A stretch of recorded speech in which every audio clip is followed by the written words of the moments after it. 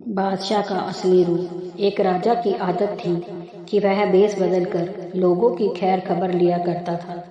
एक दिन अपने वजीर के साथ गुजरते हुए शहर के किनारे पर पहुंचा तो देखा एक आदमी गिरा पड़ा है। राजा ने उसको हिला कर देखा तो वह मर चुका था। लोग उसके पास से गुजर रहे थे।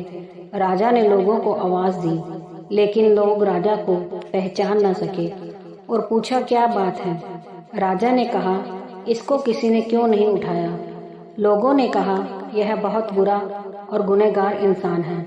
राजा ने कहा, क्या यह इंसान नहीं है?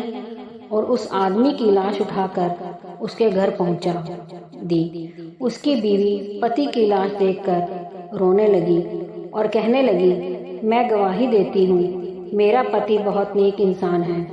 इस बात पर राजा को बड़ा ताज्जुब हुआ और कहने लगा, यह कैसे हो सकता है?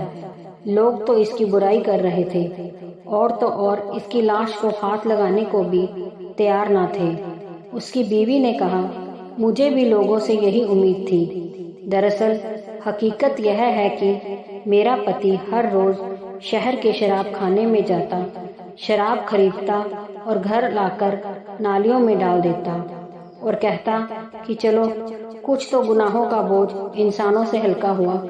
उसी रात इसी तरह एक बुरी औरत यानी वैश्या के पास जाता और उसको एक रात की पूरी कीमत देता और कहता कि अपना दरवाजा बंद कर ले, कोई तेरे पास ना आए। घर आकर कहता, भगवान का शुक्र है आज उस औरत और नौजवानों के गुनाहों का मैंने कुछ बोझ हल्का कर दिया।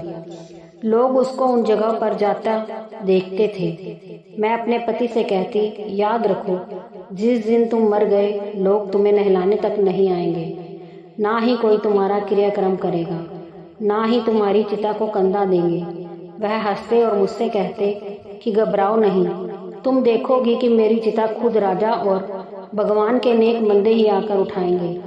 यह सुनकर बादशाह रो पड़ा और कहने लगा, मैं राजा हूँ, अब इसका क्रियाक्रम मैं ही करूँगा और इसको कंधा भी मैं ही दूंगा।